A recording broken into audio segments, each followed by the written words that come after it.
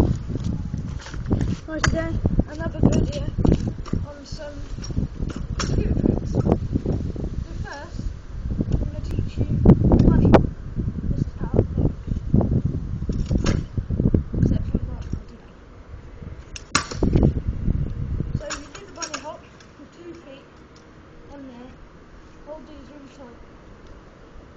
Pull as you jump, and the board will just stay on your feet. I'm going to show you J-hop. Show that again. That is just the same as the bunny hop. Just lift the front up first and then jump. And then let the front wheel touch the back wheel. And then I'm just going to show you an old school tail whip. Just like that.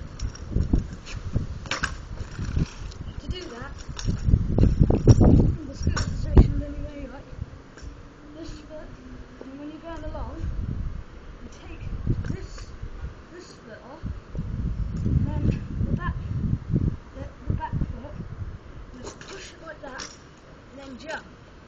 So, like that. For more videos, please subscribe down below, and rate and comment, and just subscribe for more videos. Thank you.